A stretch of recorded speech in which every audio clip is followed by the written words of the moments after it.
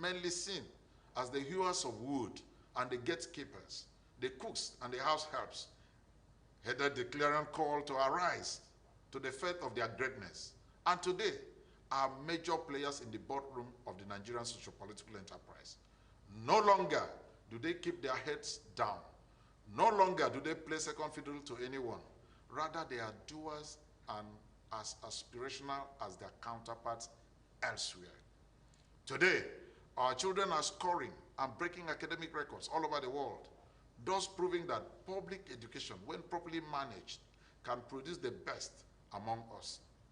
Today, our state is an oasis of peace and tranquility, with our youths taking ownership of their destinies and pledging to protect and maintain this peace we have come to enjoy.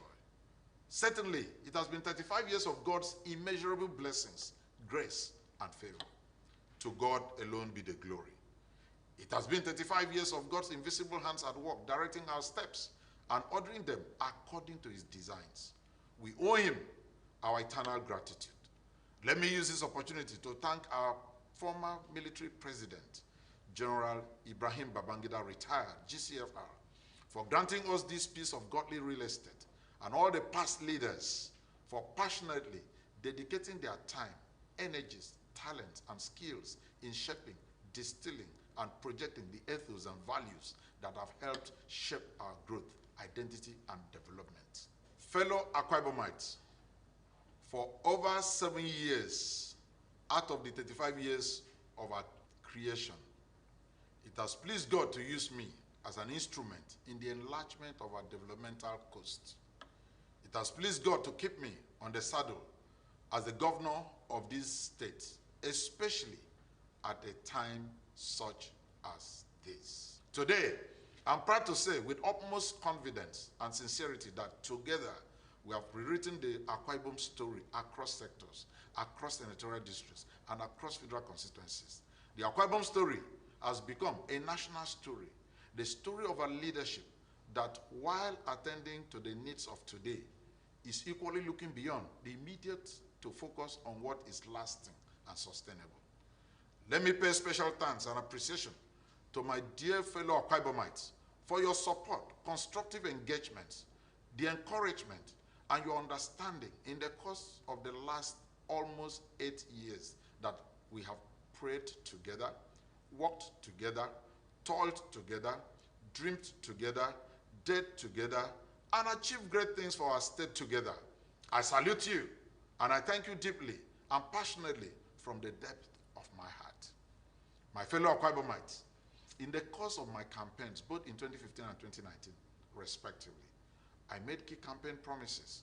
Without sounding boastful, I would say that when the verdict shall be rendered, it would be legacy of impact promises made and promises kept. The legacy we have established and will leave in the hands of my successor will be one of the deep impact. There's no Akwa Ibomite of goodwill who would, in his or her true conscience, say we have not done well. From aviation development to infrastructure, to industrialization, to healthcare delivery, to education, to food sufficiency and agriculture, to improvements in power, to human and youth capacity development, to the promotion of small and medium-scale enterprises, and other key areas of the human development. I make bold to say we have stenciled our name in the golden books of the development of this state. This is an unvarnished truth, and the facts bear us out. And these achievements become even more worthy of celebration, considering the harsh economic headwind that ushered us in 2015, 2016, and 2017. We came with the headwind of inflation behind our back and the turbulence of recession occasioned by the drop in the oil price, which is the mono product that fuels our economy. Added to this set of challenges was the COVID-19 pandemic that shut down the world and deprived the world of major economic activities for more than a year. In spite of this, because I believe God furnished and prepared me for a time like this, we have taken our state on the golden wings of development. The fundamentals are strong. They remain rock solid and resilient, and we are marching gingerly on the cusp of economic prosperity. Before I continue, let me use this opportunity to speak to a tiny section of our critics and naysayers who have elected to demonize our achievement because we did not fritter away the commonwealth of our state on immediate gratifications or be propelled by the fannings of groupthink. Societies are not built and improved by doing the same thing over and over again and expecting different results and enduring value. Societies are built and improved by doing things that work and have the most corresponding effects on the overall development of the people, short and long-term sustainable growth. Developed societies were not built through the impulses of immediate gratifications. Those societies were built by leaders who saw beyond the immediate, leaders who did not dance to the rhythm of what we may have been popular or what provided temporary burst of happiness and excitement. These leaders took hard and painful decisions, knowing full well that the future will vindicate their vision and drive. From the Abraham Lincolns to Lee Kuan Yew of Singapore, to the Mandelas, these were leaders who took decisive actions that may not have been overly celebrated when they took them, but today have turned the countries they once led to oases of prosperity, development, wealth, and peace. Those societies were built because the leaders galvanized the people around a set of values and challenged them to be the best. These were leaders who looked at the societies they governed and said loud and clear, we can be better than where we were, and the people responded to the clarion call. That's what we have done through the Dakada philosophy, and the attitudinal and mind shift today is bearing fruit. Akwa Ibom is rising, and our people are rising to the faith of their greatness. When certain people, out of pure political mischief, because I don't understand why they should push such a narrative, say the industries we have attracted to the state, the Stringy's Manufacturing Company, which is the largest and has been celebrated all over the nation and the African continent, does not exist. When the flour mill we have established, which is the most automated in the nation, does not exist. When they questioned the rationale for the establishment of Ibom A, which they did so vehemently when the idea was first mooted, then you have to wonder, what is it that is pushing some of our people to indulge in such revisionist narrative? When you have people who say we should share the allocations we receive among certain interest groups and not invest or to embark on capital projects such as power, education, aviation development, or that the road network, which all can see, are non-existent, that even the Ibom Air that brings them to Uyo and other parts of the country does not exist, you begin to wonder why people should be playing politics with development. But posterity will judge us fairly because we did the best we could for our people. We have invested our resources in areas that will usher us into the true land of promise and prosperity. On this, I have no apologies or regrets towards these developments. My dear Akwa Ibomites, my governance philosophy, which we had expressly stated and promoted, was based on the three critical tripods of development: land, air, and sea. It bears repeating that in spite of the turbulent economic headwind that greeted us on assumption of office in 2015 and 2016, we have kept our focus on these three areas. I came here to do the will of the people, and by the grace of God, we have done just that. Take the case of aviation development. Today, because of my acute desire and understanding that for our state to live out the hopes and dreams of our founding fathers, we must change the narratives and trajectory of our growth from a purely civil service-oriented state to a fast industrializing entity, and that the key drivers remain good road network, ease of travels, and maritime economy. These tripods are the catalyst for growth, and we have kept our focus and drive in achieving great and enduring things in these areas. Ibom Air was conceptualized and executed in spite of the opposition and knocks we received from a tiny section of our people, who demonized us that such a project amounted to a white elephant or vanity project. As I always say, when the passion is right, great things can happen. Today, My dear Kwabomites, our state has become a reference point in aviation development. Ibom Air, with a fleet of 7 aircraft and 10 more Airbuses expected to be added soon, has become a runaway success and a source of pride to us as a people. Today, our colors dominate the Nigerian aviation space. Ibom Air has been adjudged the best performing airline in the nation, according to a recent report on airlines integrated cancellation ratio.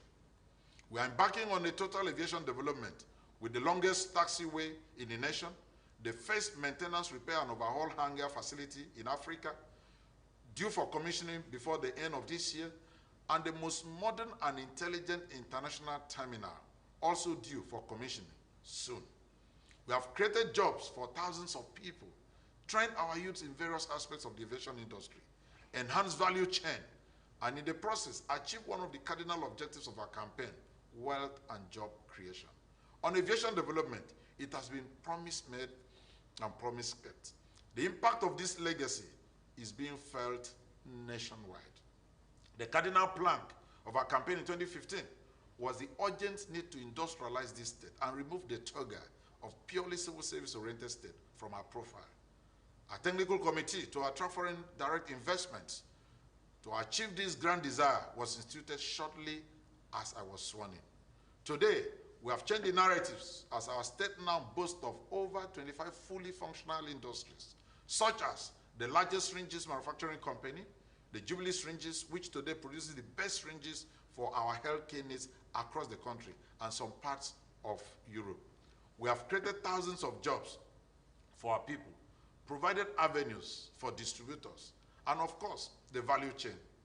Again, the impact of this legacy is being felt across the state and the nation at large. We have attracted to our state possibly the best flour mill in this part of the world, the King's Flour Mill. It is the most automated in our nation. You need to take a trip to that facility and see the volume of business that is going on there, the employment opportunities created for our youths, and of course, if I may add again, the value chain. Our people no longer travel long distances to purchase this essential product that our confectionery industries rely on. Our bakeries are humming. The makers of small chops and associated edibles are smiling their way to the bank. The impact of legacy is here also being felt statewide and nationwide. The St. Gabriel Virgin Coconut Crude Oil Refinery is a testament to creativity and industry. Today, our state is celebrated for this ingenious utilization of an economic tree that has been with us for centuries, coconut, in a mono-economic based on crude oil. And when the industrialized world are eagerly searching for alternative sources to power their economies, the need to look beyond oil becomes imperative. This is a project we would, in the future, thank this administration for this foresight. Employment opportunities are being created for the thousands of our people, while the distributors complete the value chain. The impact of legacy again is being felt and would even be felt more in the years to come. From the Lion Plywood Manufacturing Company to the metering solutions to the industrial clusters in Itam that produce such needed items as the first tissue paper produced from bamboo fiber to plastics to toothpicks and pencils, among others, it has been promise made, promise kept. Jobs have been created and economic growth has been achieved for our people. Here, the impact of legacy is equally being felt. The Ibom Deep Seaport, the 1.2 billion fertilizer and ammonia plant, the oil and gas logistics center remain on course for actualization since government is a continuum.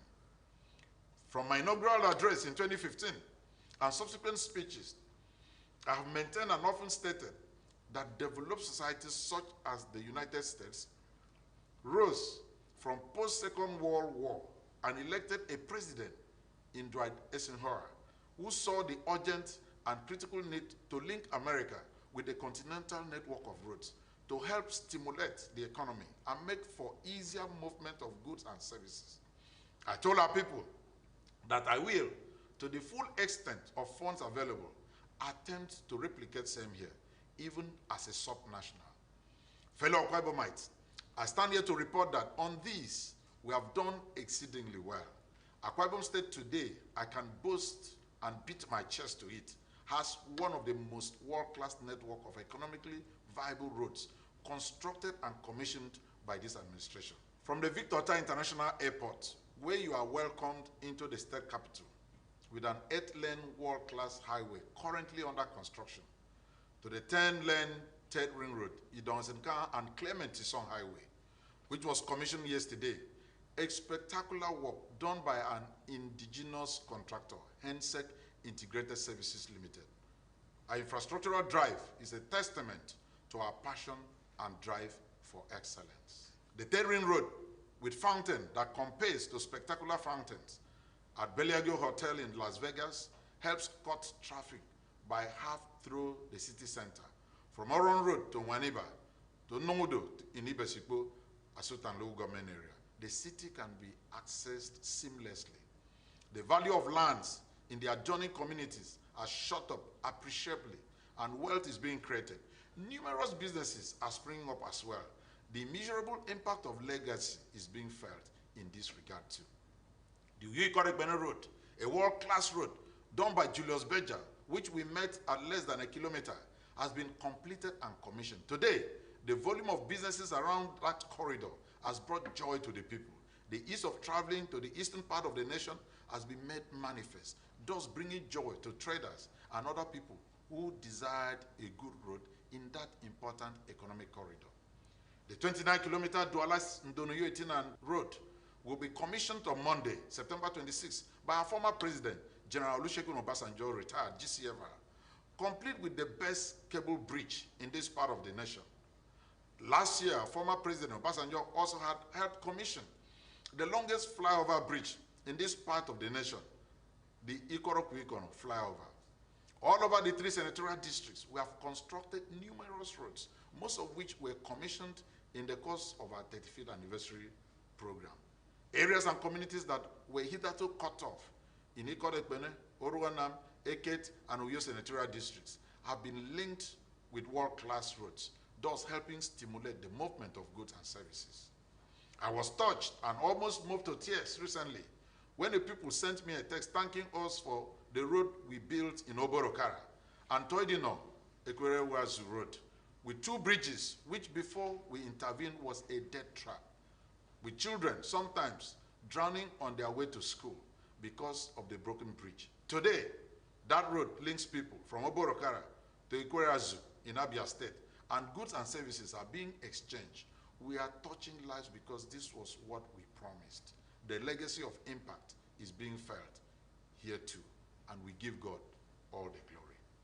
We have tackled the issue of erosion menace in the state holistically. The IBB outfall drains was commissioned 3 days ago by His Excellency Dr. Ifeanyi Okowa, the governor of Delta State, and our party, the PDP vice presidential candidate for the 2023 presidential elections.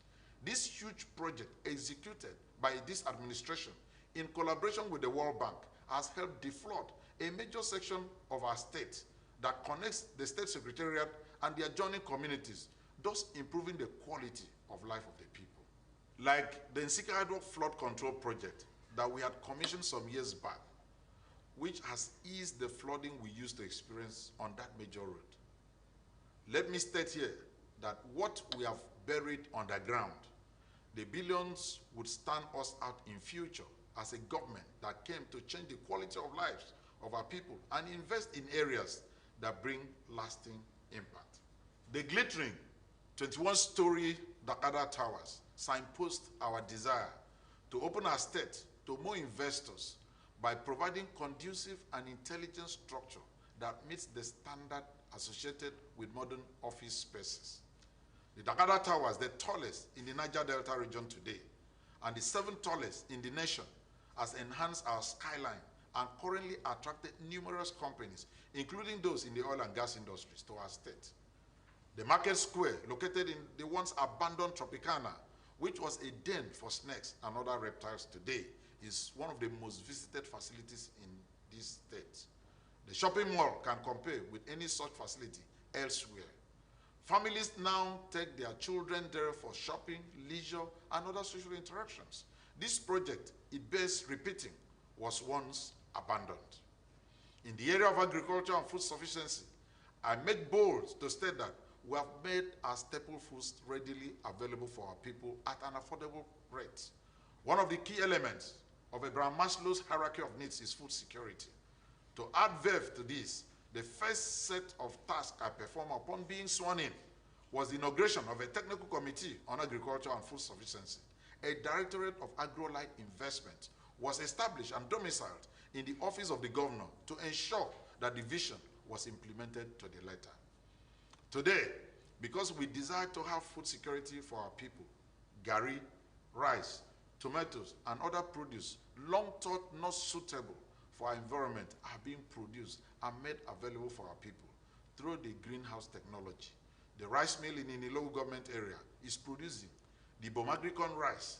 The numerous garri processing mills scattered all over the state have ensured we produce enough garri for our people. The H-Long, Moribond, Aqua palm plantations in Esreke are currently being revitalized and modernized for maximum yield.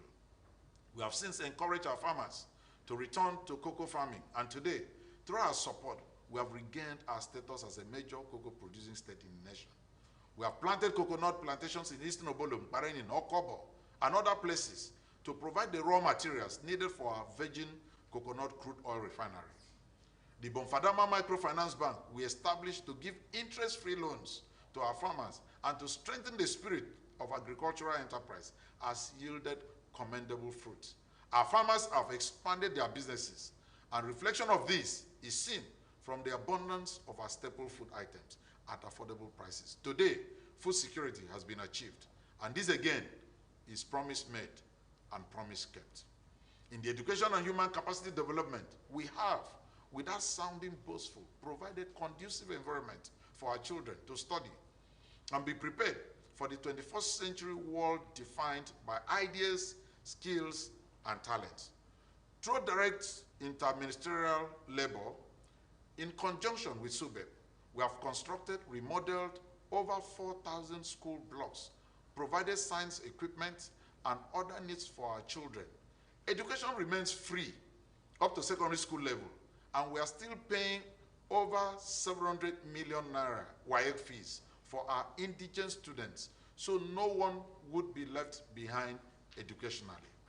To further improve our standards, we have recruited over 1,000 highly trained teachers for the secondary schools, and a further 1,000 will soon join the ranks of teachers in primary school in the past 1 year. The results are everywhere, as our children are scoring high marks in various academic competitions. We have changed and rejigged our curriculum to reflect the realities of an ICT-defined world, and have introduced entrepreneurial and skills acquisition as a key component of our curriculum. We desire to produce graduates that will be employers of labor, those who would tap into the skill set and create opportunities for themselves, as opposed to waiting for government or the private sector to provide them jobs. Our state-owned university and polytechnic, respectively, remain the pride of our state and the nation. We have trained over 3,000 youths in various skills, and our facilities at Ikorodaidem remains committed to the training of more youths who will be employed in the many industries that have sprung up and are yet to come. We came into government with a firm promise to improve our primary, secondary, and quaternary healthcare services. Today, it has been promise made and promise kept in that sector. We have built, remodeled, and commissioned world-class general hospitals in the 10 federal constituencies, the most recent being the General Hospital in Ikorobasi, which was commissioned few days ago. These facilities, I must add, can compare with the best of such anywhere. The services are automated and medical records can easily be accessed. We have worked with our medical professionals to ensure regular trainings to bring them up to speed with the realities of the current trends in medical sciences. During the COVID-19 pandemic, we built within 90 days the 300-bed infectious diseases control center, equipped with 2 PCR laboratories, and the largest medical oxygen plant in the nation. Through this hugely significant center, we're able to manage and control the spread of the deadly COVID-19 virus, thus sparing the lives of our people. Our quaternary hospital, The Igbo Specialist Hospital today has seen major improvement in all angles. The hospital's intensive care unit today stands as a testament to our vision in healthcare. In the power sector, we made bold promises to invest in this critical area, and I'm proud to say that through interventions in the remodeling of new substations, the provision of dedicated lines, we have been able to provide electricity as we have promised. This policy of power for all was for us to ensure that the rural communities, especially those that had never been linked with the national grid, will be linked. Today, I'm proud to announce that out of the 2,274 gazetted villages in the state, only less than 5% remains yet to be linked to the national grid. And we are working assiduously to effect this before we leave office next year. Also, today, Ibom Power Plant generates a minimum of 155 megawatts of electricity every day. This, I believe, may be the best of such record in the nation. In the urban centers, most areas now enjoy steady supply of up to 18 hours a day. Quite a huge achievement. You will agree with me. And with our efforts to actualize the distribution through our utility company, we are moving and gearing towards a minimum of 24 hours electricity supply every day. We have challenged our youths to rise to the fate of their greatness, and I'm gratified to see that today our youths are engaged in various entrepreneurial undertakings, from agriculture to creative arts, from information communication technology to fashion, from makeup businesses to landscaping across sectors. They are using the works of their hands in the spirit of Dakada to create sustainable living for themselves. This is a huge achievement, and I want to use this opportunity to salute and commend them for their resourcefulness. We stand ready to continue to assist them. The Ministry of Economic Development is hereby directed to create a department we can further assist our youths to realize their potentials. One of the first acts I undertook, being sworn in, was to visit the traders and to offer them interest-free loans. Today, because of that intervention, our traders have seen their businesses grow exponentially. 3 weeks ago, I went back to the same intermarket and announced another round of interest-free loans to the traders. We are doing this because the SMEs are the engine growth of any economy. Because of the peace and security we have here in our state, we remain the destination of choices for conferences, seminars across the nation. Today, our hotels have an almost 100% occupancy rate. Our rich cuisine continues to attract people from all over the world. Our Christmas village has become a huge national event. In 2020, the stakeholders in the tourism industry awarded us Nigeria's top tourist state. In sports development, our nest of champions remain the destination of choice for all CAF and FIFA football matches. A few days ahead, we are going to commission another architectural masterpiece, the 18,000-seater Eket International Stadium, which is a beauty to behold. We want to create facilities where our talented youths could be caught early and exposed to amenities that will help them hone their skills and then represent us at international competitions. Our football team, the Aqua United, have done well, and we will continue to support and encourage them to keep winning trophies. Let me congratulate my dear wife, the First Lady, Her Excellency, Dr. Mrs. Martha Udom Emmanuel, on the 7th anniversary of our pet project, FEREP, and our successful hosting of the Nigerian Governor's Wives. Through her pet project, she has touched lives, especially the widows, the poor, the handicapped, and have restored hopes to the hopeless, and she has built homes for women across the state, especially the widows. Undertook numerous medical outreaches across the state, taking up the issues of gender-based violence, the future of the girl child, numerous women empowerment. Former First Lady of the United States, Senator Hillary Clinton, was absolutely right when she said, it takes a village to raise children. In this case, my dear wife, through her support, has shown that it takes all hands on deck to affect, impact lives, and change destinies. We appreciate and commend the good works she has done. My dear Kwaibomites, I love the theme of this year's celebration, moving forward. You will agree with me that in spite of the harsh economic situation we have experienced for the most part since we came into office, we have rewritten the Akwa Ibom story in gold.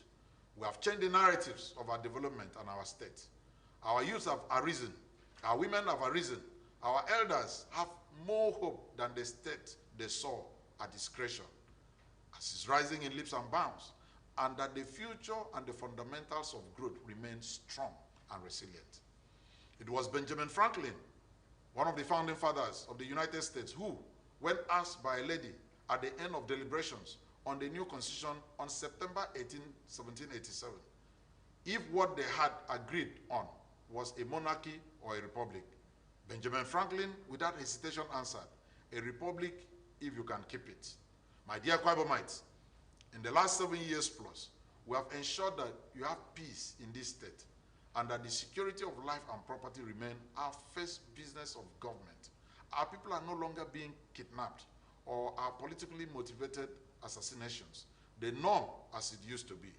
Antisocial tendencies are almost non-existent. Our youths have decided to protect the identity and soul of the state by maintaining the peace. From Uyo to Mbo, from Ibnom to Ekparakwa, all over the state, you can move peacefully without the fear of being attacked. It was not always like this. You will agree with me. At this point, it is pertinent for me to express my profound gratitude to all security agencies, their leaders and operatives, and also all our fathers in faith in the last 7 years plus who have cooperated and worked tirelessly and assiduously with me to ensure that we have a peaceful state called Akwa Ibom that we are all proud of today. I sincerely salute their courage and determination to continuously maintain this peace that we all enjoy today. All across sectors, as I've outlined, our state is on the trajectory of growth and development. The tone and tenor of governance is Christ and people-centric. Thousands of people are flocking to our state monthly, taking up residences and buying our real estate. Tourism is on the upswing, and even though there is a lot still to be done, there is optimism in the air, there is hope in the air, there is safety and peace all around. Now, my dear Akwa Ibomite, as Benjamin Franklin replied the lady, given all we have done together, the peace, the new tone of governance, the developmental strides, are you willing to keep this tone and move our state forward with it? Or do you want to reverse all this and return our state to the dark years of insecurity, of brigandage, of kidnapping, or intolerance, or differing opinion, of leadership that equates self to God? That is the choice you will have to make. The choice between continuity and regression. The choice between sleeping with your eyes closed and the choice of staying awake in the fear of your lives and those of your children. Leadership is not a product of entitlement. Leadership is not a do-or-die affair. Leadership is not based on the notion, this is my turn, and if I don't get it, the house must burn. Leadership is not about promising to unleash violence on your brothers and sisters or your parents and encouraging people to go on the social media to threaten mayhem if you don't get your wish. Leadership is given by God because He alone knows the heart and what's good for the people of Akwa Ibom State. We have enjoyed peace in this state. We must resist the urge by certain individuals who, motivated by power, want to turn this state into a cauldron of violence. As I've always said, politics should not break the cords of our unity. Politics should not be used as an instrument to divide us. Politics should not cause division and enmity between brothers and sisters. Politics should rather be played without bitterness, without casting aspersions on one's opponent's character. Politics should respect some lines of decency and respect for our common humanity. Akwa Ibom people are not known for violence. We are known for our even-temperateness. We are known for our civility, our sense of comportment, our godly tendencies, our deep devotion to family. We must resist those who want to alter our identity for narrow political interests. Our state has arisen, and it must and will move forward. Let me end this speech by quoting from the former Minister of Malaysia, Najib Razak. The mandate that I seek is about continuity and sustainability, against disruption and stagnation, about moving forward versus regressing. We have to safeguard what we have already achieved. We cannot put at risk what we have. We cannot gamble away our future. My dear Akwa Ibomites, our state is rising. Our people live in peace, free from kidnapping. People are flocking to our state in thousands. Economic foundation that we have laid are bearing fruit. Our infrastructure is world-class. Our educational system is achieving great results. Our healthcare services, among the best in the nation. IBOM A is defining our status in Nigerian aviation industry and will extend soon to other parts of the world. The future is assured. We cannot gamble with these achievements away. Our state is moving forward. Let us all arise in unison to appreciate what God Almighty has used this administration to achieve in the past nearly 8 years. This is surely my last official address to you on your state's anniversary as your state governor. By this time next year, God willing, the mantle of leadership would have been passed onto our God's chosen successor. In all of this, our resolve as a state, as a people remain forward ever, backward never. Our determination to move Akwa Ibom State continually forward lies in our hands. And I sincerely believe that together we can. God bless Akwa Ibom State. God bless Nigeria. And God bless us all. Happy 35th